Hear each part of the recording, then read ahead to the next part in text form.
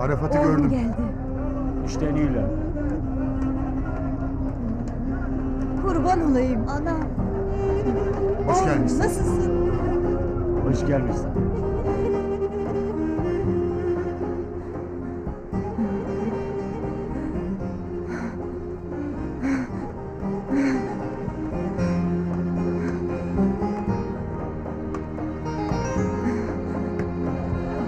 Hadi gözün aydın Sozan. Arafat. Hoş. Oğlum benim.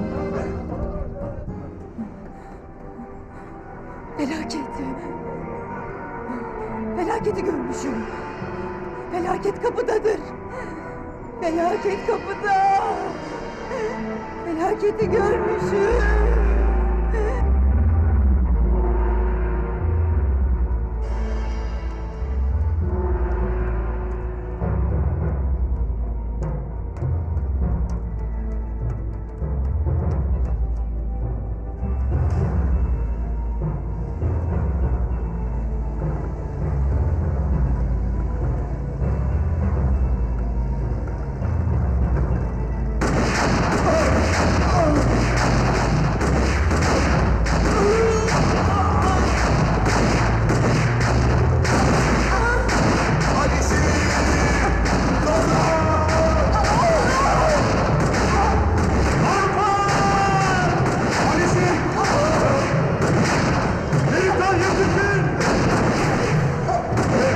Yakalayın kaçıyorlar, yakalayın! Alişe sayılar! Yetişin! İmdat! İmdat! Yetişin! Ne bir şey? Arafat'ı vurdular. Hem yalnız Arafat'ı değil. Alişir'i vurdular. Zozan'ı vurdular. Ocağımızı söndürdüler. Ne diyorsun lan sen? Ağzından çıkanı kulağın duyuyor mu lan? Kim vurdu lan? Kim vurdu? Katiller! Katiller! Tamam, Bırakın beni! Bırakın! Bırakın! Katil! Bırakın! Bırakın lan beni! Katiller! Katiller! Merhaba Melike. merhaba Aslı. Bu ne telaş? Hacı Ali'nin İstanbul'daki oğlu geldi. Güç bela sakinleştirdiler. Sanki düşmanını bilir gibi bağırıp çağırdı. Onu da yakında tanırız.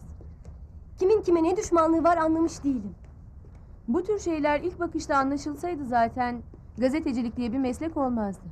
Bizim varlık sebebimiz bunları çözmek ve çözdüklerimizi okuyucuya duyurmak. Polismişiz gibi konuşuyorsun. Onlardan çok önemli bir farkımız var. Polise göre yasa dışı her şey suçtur ve o suçluyu arar. Bizse ortada yasa dışı bir vaka varsa bunun nedenleri üzerinde dururuz. Yani biz suçluyu aramayız Aslı. Bırakın! Bırakın beni! Sakin ol. Bırakın! Bırakın! Bırakın beni! Bırakın! Bırakın! Bırakın beni! Bırakın beni! Beni bırakın! Bırakın beni! Katiller! Kim yaptı? Kim yaptı? Kim yaptı? Sakin ol, ne olur. Kim Kim yaptı? Ramo kendine gel. Ramo kendine gel. Ramo topla kendine. Bırakın beni! Sakin ol. Bırakın! Ramo.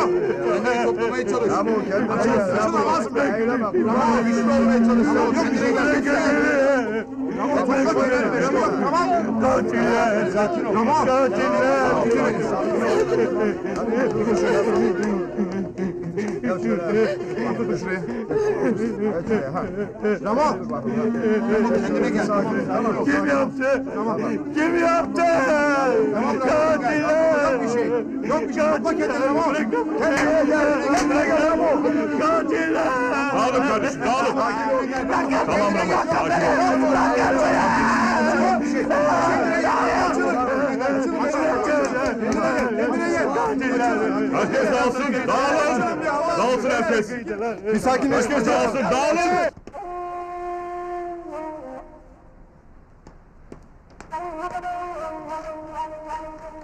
Ne yok? Yeni baskı bu abi. Bunun önceden böyle olacağını tahmin ediyorum. Ama inan Şero'a, gazeteme böyle bir başlık atmak bana ağır geliyor. Alo Melike, anlaşılan ben de Malatya'ya geleceğim.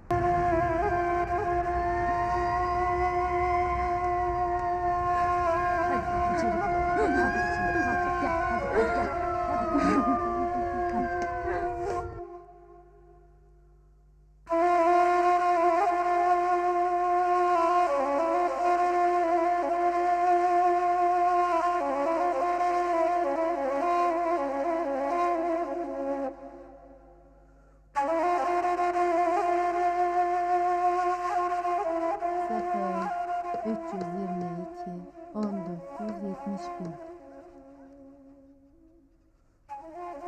Kızlar çekilin, çekilin. Alo, özel araştırma mı? Gene mi yanlış oldu? Ver şimdi ver. Al kızım al. Sen al. Aha burada. Hah. Bak kızım. Gel. Telefon aç çabuk. Numaraya bak ha yavrucuğum. Hah. Çekilin. Çekilin bakayım. Çekilin. Yeni öğretmen. Telefon edecek Merhaba, ben öğretmen yeni Yıldız. öğretmen. Çabuk Yıldız öğretmen. Telefon aç. Allah razı olsun. Ha. Hadi ara bak. Hadi. Çabuk. Hadi çabuk. Çekilin bakayım. Çekilin. Hastanenin numarası.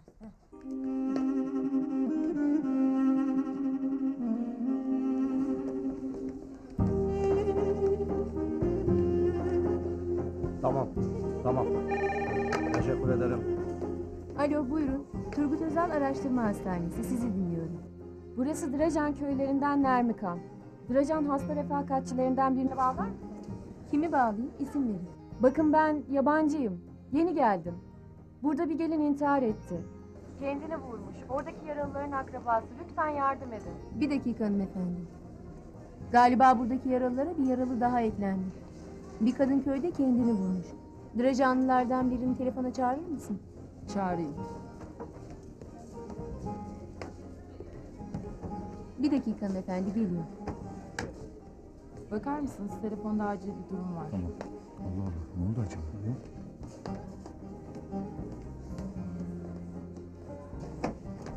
Hatta kaldırın.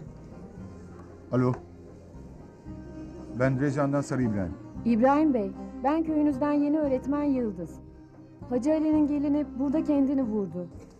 Acele hastaneye götürdüler. Bildiğim kadarıyla burada pek erkek yok. Kadınlar götürmüş. Hangi hastane hocam? Eğer oraya gelmemişse devlete ya da diğer hastanelere bakın. Pelin kendini vurmuş. Ne? Pelin kendini mi vurmuş?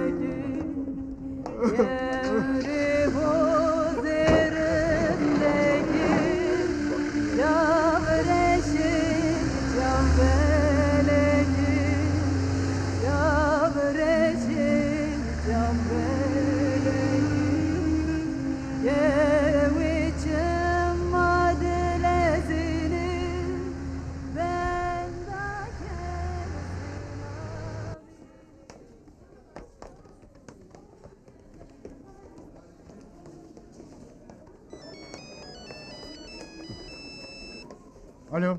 Alo, Beritan'la mı görüşüyorum? Evet ben Meritan. Beritana, ben Azat'ın akrabası Reşit. Hacı Ali'nin gelini halen şu an devlet hastanesinde. Ameliyata alındı. Aman bizimkilere bildiresin, kurban olayım. Tamam. Tamam.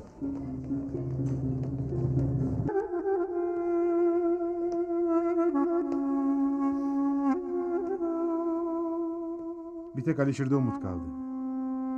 Arafat da sen yaşasın dersen yaşayacak. Tabii öyle yaşamaya yaşamak dersek.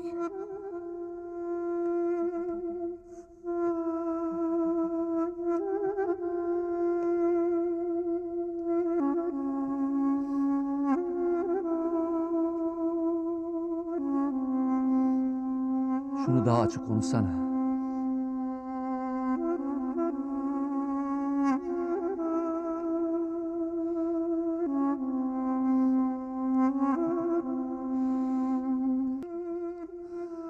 Soyumuzu kurutanların kökünü kurutmaz mıyım? Eğer gerçekten çocuk yaşadığını hissetmiyorsa